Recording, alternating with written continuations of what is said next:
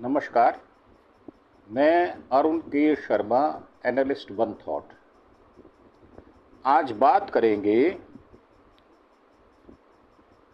केंद्रीय सरकार ने किसानों को जो फसलें आ रही हैं, जिसमें धान की फसल भी है, उसकी ज़्यादा कीमत देने का फैसला किया है और धान समेत 14 फसलों की एमएसपी में बढ़ोतरी की गई है और किसान क्रेडिट कार्ड पर अब कम ब्याज में मिलेगा कर्जा या लोन। अब खरीफ की फसलें जून जुलाई में बोई जाती हैं, सितंबर अक्टूबर में काटी जाती हैं। केंद्र सरकार ने धान, कपास, सोयाबीन, अरहर समेत खरीफ की 14 फसलों की मिनिमम सपोर्ट प्राइस मतलब एमएसपी बढ़ा दी है। केंद्रीय कैबिनेट ने आज यानी 28 मई को यह फैसला लिया।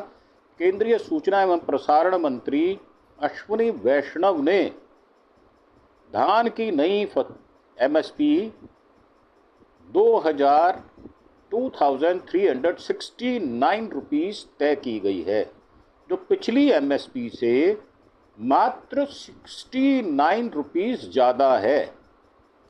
अब ऐसे लग रहा है जैसे भारतीय जनता पार्टी की सरकार ने शेर मार लिया हो। अब मार लिया है तो कहना ही पड़ेगा कि हाँ जी, शेर मार लिया इन्होंने। कपास की नई एमएसपी 7,710 रुपये तय की गई है। इसकी एक दूसरी किस्म की नई एमएसपी 8,110 रुपये तय कर दी गई है, जो पहले से 589 रुपीज़ ज़्यादा है। नई एमएसपी से सरकार पर 2,07,000 करोड़ का बोझ पड़ेगा। जिसको आप बोझ कह रहे हैं ना साहब, मैं इसको कहता हूँ खुशी खुशी दे दो, अच्छे रहोगे। नहीं तो किसानों की हाय लगेगी और ऐसे मरोगे, बेमौत मारे जाओगे। क्योंकि किसान धरती का सीना चीर के आपको फसल देता है। तो आप ये जब कहते हैं ना कि हमने बढ़ा दी और ये बोझ हम पर पड़ेगा, तो बोझ नहीं, आप केंद्रीय सरकार के मंत्री तो मजे ले रहे, मलाई चाट रहे हैं वो। तो मुझे लगता है जो ये शब्द लिखे जाते हैं या बोले जाते हैं ना, ये सर्वथा अनुचित है। बोझ नहीं कहना चाहिए। मनी इन्फ्लेशन भी तो होता है ना, आप डीए देते हैं, सब कुछ करते हैं, तो आप बोझ क्यों कहते हैं? तो किसानों पर बोझ कह के आप उनकी बेइज्जती करते हैं। यह पिछले फसल सीजन की तुलना में 7,000 करोड़ रुपए से ज़्यादा है। केंद्रीय मंत्री ने बताया कि एमएसपी फसल की लागत से कम 50% ज़्यादा हो, इस बात का ध्यान रखा गया है। अब ये तो देखने वाली बात ये है कि डीजल क्या रेट है, ट्रैक्टर का क्या रेट है, पानी की लागत कितनी आती है लगाने की, बीज की लागत कितनी आती है और उस पर लेबर कितनी पड़ती है। देखने वाली बात ये भी होती है। मूंगफली का समर्थन मूल्य 480 रुपये बढ़ाकर 7,263 रुपये किया गया है। अब 2024-25 की एमएसपी और 2025-26 की एमएसपी में अगर तुलनात्मक अध्ययन किया जाए तो धान जो है सामान्य है, वो 2,300 रुपये था, अब 2,369 यानी 69 बढ़ा है। धान ए ग्रेड 2,320 अब 2,389 यानी इसमें भी 69 रुपीज़ की बढ़ोतरी की गई है। ज्वार जो है हाइब्रिड 3,371 से 3,699 यानी 328 रुपये ज़्यादा। ज्वार जो है ये माल मंडी जो है 3,421 की जगह 3,749 328 रुपये अधिक। बाजरा 2,625 अब कर दिया गया है 25-26 के लिए 2,775 रुपये यानी 150 रुपये ज़्यादा। रागी जो है वो 4,290 से 4,886 रुपये यानी 596 रुपये ज़्यादा किया गया है। मक्का 2,225 से 2,400 रुपये किया गया है, इसमें 175 रुपये की बढ़ोतरी की गई है। तुअर की दाल जिसको हम अरहर भी कह देते हैं 7,550 से 8,000 रुपये किया गया, 450 रुपये की इसमें बढ़ोतरी की गई है। मूंग दाल 8,682 से 8,768 रुपये कर दिया गया है, 86 रुपये ज़्यादा। उड़द 7400 रुपये से 7800 रुपये यानी 400 रुपये ज़्यादा। मूंगफली 6,783 से 7,263 यानी 480 ज़्यादा। सूरजमुखी 7,280 से 7,721 यानी 441 रुपये ज़्यादा। सोयाबीन 4,892 से 5,328 यानी 436 रुपये ज़्यादा। तिल 9,267 से 9,846 यानी 579 रुपीज़ ज़्यादा। राम तिल जो है वो 8,717 से 9,537 यानी 820 रुपये अधिक। कपास मिडल स्टेपल ये 7,121 से 7,700 यानी 7,710 रुपये कर दिया गया है। इसमें 589 की बढ़ोतरी की गई है।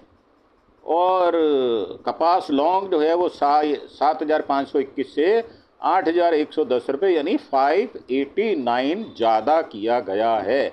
क्या है एमएसपी या मिनिमम सपोर्ट प्राइस? अब न्यूनतम समर्थन मूल्य वो गारंटी है जो किसान को उनकी फसल पर मिलता है। भले ही बाज़ार में फसल उसकी कीमत कम हो, इसके पीछे तर्क यह है कि बाज़ार में फसलों की कीमत में होने वाले उतार चढ़ाव का असर किसानों पर ना पड़े, उन्हें न्यूनतम मूल्य या कीमत मिलती रहे। सरकार हर फसल सीजन से पहले CACP यानी commission for agriculture cost and prices की सिफारिश पर MSP तैयार करती है या तय करती है।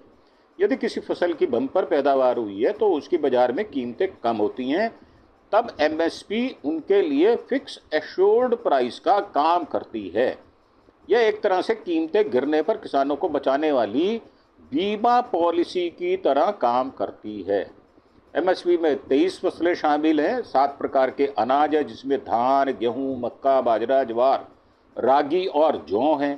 5 प्रकार की इसमें दालें हैं, चना, अरहर, तुअर की दाल जिसको कहते हैं, उड़द, मूंग और मसूर। और 7 तिलहन हैं, रेपसीड, सरसों, मूंगफली, सोयाबीन, सूरजमुखी, तिल कुसुम और निगर सीड। 4 व्यावसायिक फसलें हैं, कपास, गन्ना, खोपरा, जट्टा, कच्चा जूट। खरीफ की फसलों में कौन कौन सी फसलें आती हैं? धान, चावल, मक्का, ज्वार, बाजरा, मूंग, मूंगफली, गन्ना, सोयाबीन, उड़द, तुअर, कुल्थी, जूट, सन, कपास आदि। खरीफ की फसलें जून जुलाई में बोई जाती हैं, सितंबर अक्टूबर में इनकी कटाई होती है। कैबिनेट में और भी कई फैसले किए गए हैं जिनमें किसान क्रेडिट कार्ड की ब्याज सब्सिडी योजना को आगे बढ़ाया गया है। केंद्र सरकार ने 25-26 के लिए किसानों की जो क्रेडिट कार्ड की ब्याज सब्सिडी योजना को जारी रखने का फैसला किया है। ब्याज सब्सिडी यानी MISS को अगले वित्त वर्ष 25-26 के लिए जारी रखने की मंजूरी दे दी गई है। इसके लिए जरूरी फंड भी तय कर लिया गया है। यह योजना किसान क्रेडिट कार्ड यानी KCC के जरिए किसानों को कम ब्याज पर लोन देने के लिए किया जाता है। किसान KCC से 3 लाख रुपए तक का लोन 7% ब्याज पर ले सकता है, जिसमें बैंकों को 1.5% ब्याज सब्सिडी मिलती है। जो किसान समय पर लोन चुका देते हैं उन्हें 3% तक प्रोत्साहन मनी भी मिलती है, यानी उनका ब्याज सिर्फ 4% रह जाता है। पशुपालन या मछली पालन के लिए लोन पर 2 लाख रुपए तक की सीमा पर यह लाभ मिलता है। 2 मल्टी ट्रैकिंग परियोजनाओं को भी मंजूरी दी गई है। कैबिनेट ने महाराष्ट्र, मध्य प्रदेश में भारतीय रेलवे की 2 मल्टी ट्रैकिंग परियोजनाओं को भी मंजूरी दी है, जिसके तहत रतलाम नागदा के बीच तीसरी और चौथी लाइन डाली जाएगी। वहीं वर्धा बल्हार शाह चौथी लाइन डाली जाएगी। इन परियोजनाओं की कुल अनुमानित लागत 3,399 यानी 3,399 करोड़ रुपए है। और इन्हें 29-30 तक पूरा कर लिया जाएगा। आंध्र प्रदेश में बड़वेल नेल्लोर के बीच में 4 लेन हाईवे को मंजूरी दी गई है। केंद्र सरकार ने आंध्र प्रदेश में बड़वेल नेल्लोर के बीच 108 किलोमीटर लंबे 4 लेन हाईवे परियोजना को मंजूरी दे दी है। इस परियोजना की लागत 3653 करोड़ रुपए होगी, यानी 3653 करोड़ रुपए। यह हाईवे आंध्र प्रदेश के कृष्णापट्टनम पोर्ट और नेशनल हाईवे 67 के एक हिस्से को जोड़ने का काम करेगा, जिससे पोर्ट कनेक्टिविटी बेहतर होगी। यह सड़क 3 प्रमुख इंडस्ट्रियल कॉरिडोर के नोड्स को भी जोड़ती है।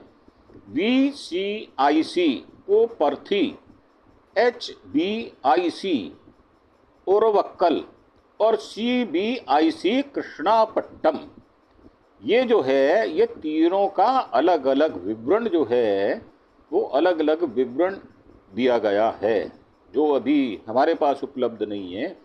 तो ये जो है कनेक्टिविटी बढ़ाने के लिए सरकार ने इन बातों का भी जो है वो डिसीजन लिया है, जो कि स्वागत योग्य है। और मैं समझता हूँ अगर आप किसानों के लिए कुछ करते हैं तो वो कम ही करते हैं, ज़्यादा नहीं करते। और किसान जो है, ख़ास तौर से जो साउथ का किसान है, वो कभी भी अनशन, मुजाहरे, इन सब चीज़ों से दूर रहता है। पंजाब के किसान क्योंकि लिमिटेड फसलों पर निर्भर रहते हैं, इसलिए वो आंदोलन सहित रहते हैं। पंजाब, हरियाणा में और हिमाचल प्रदेश में कुछ स्थिति अलग है और सरकार उन पर डंडे भी बरसाती है। जब पहली बार किसान आंदोलन हुआ था तो उसमें 780 किसानों की केंद्रीय सरकार ने बलि ले ली थी, वो गुजर गए थे।